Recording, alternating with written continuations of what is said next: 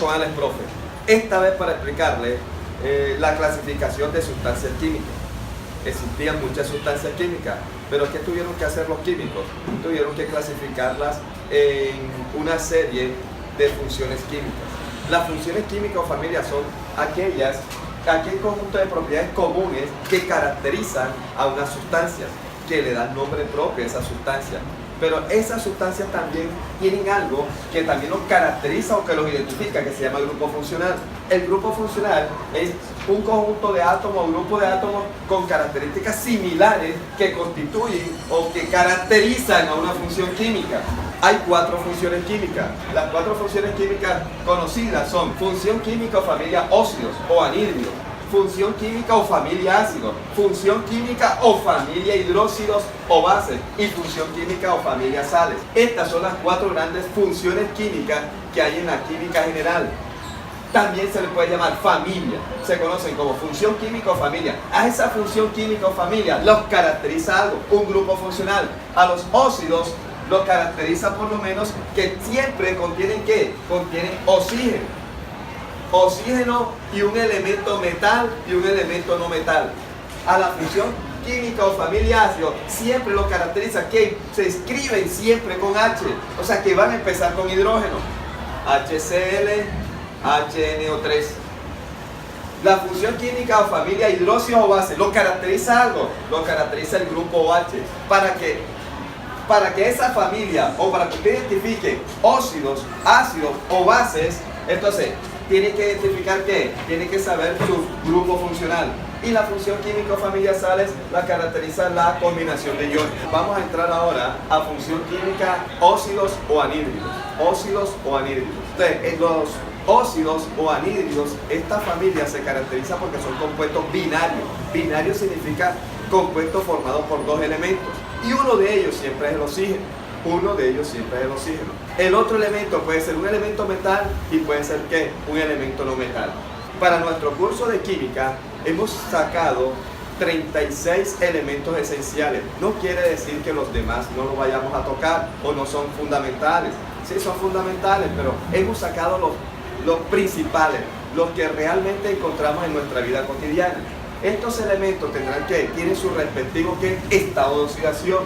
El estado de oxidación ya lo explicamos, es el conjunto de elementos el conjunto de electrones de valencia que entran en juego para formar ¿qué? Un compuesto. Entonces, estos serían los elementos. De este lado tendríamos los metales con rojo y con negro tendríamos ¿qué? Los no metales. ¿Cuántos óxidos pueden formarse? Bueno, aquí tenemos que hacer énfasis en que los óxidos que se van a formar van a ir de acuerdo a la cantidad o número de estado de oxidación que presenta ¿qué? Un elemento. Si un elemento tiene un solo estado de oxidación, como es el sodio, que tiene +1, entonces él nos va a dar ¿qué? Un solo óxido. Pero el hierro tiene 2 estados de oxidación, que son 2 y 3, entonces el hierro nos va a dar 2 óxidos. El azufre, que tiene 3 estados de oxidación, ese señor nos va a dar origen ¿a qué? A 3 óxidos. Y el cloro, que tiene 4 estados de oxidación, entonces él nos va a dar origen ¿a qué? Nos va a formar 4 óxidos.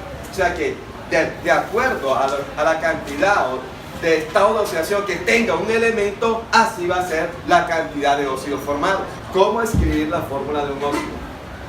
Entonces, es sencillo. Colocamos primero antes decirte que en la nomenclatura de los estados de oxidación habíamos hablado y habíamos dicho de que siempre el elemento que empieza el elemento que empieza dentro de un compuesto siempre tiene que ser ¿qué? Positivo. Siempre un elemento en un compuesto, el elemento que está de primero siempre va a ser ¿qué? Positivo. Entonces, si tenemos la combinación en este caso del aluminio con el oxígeno, el estado de oxidación del aluminio pasa a ser subíndice ¿de quién? Del elemento oxígeno. Y el estado de oxidación del oxígeno pasa a ser ¿qué? Subíndice del aluminio. O sea que aquí me quedaría el respectivo óxido Al2 o 3. Ojo, este 2 era del oxígeno y este 3 era del aluminio. Y así lo vamos a hacer con cada uno de los elementos de la tabla periódica. Seguimos formando óxidos. Por ejemplo, aquí está el sodio. Este señor sodio tiene un estado de oxidación +1. Le voy a quitar la carga, voy a colocar el señor sodio, uno nada más. Lo voy a combinar con ¿quién? Con el señor oxígeno, que siempre estará aquí trabajando con esta oxidación que -2. El oxígeno siempre trabaja con -2. Le voy a quitar la carga. Entonces, este 2 va a pasar a ser su índice de ¿quién? Del sodio. O sea que me va a quedar Na2 y este 1 va a pasar a ser su índice de ¿quién? Del oxígeno. Na2, 1. Pero recuerda que en química el 1 siempre se omite. O sea que va a quedar Na2O. Este sería el óxido formado. Na2O. En el caso del hierro, que tiene dos estados de oxidación, 2 y 3, el primer óxido sería Fe2 combinado con oxígeno 2. Ojo que estoy hablando del hierro estado de oxidación 2. ¿Qué me quedaría? Me quedaría Fe2O2. Este 2 pasa a ser su índice del hierro y el estado de oxidación del hierro pasa a ser su índice del oxígeno. Recuerda que en química, siempre que se pueda simplificar, se tiene que simplificar. Se debe llevar esa fórmula, se debe llevar a la fórmula que es más simple. Entonces, mitad una. Me quedaría Fe1O1. Pero te dije antes de que los unos se omiten. O sea que la fórmula me quedaría FeO.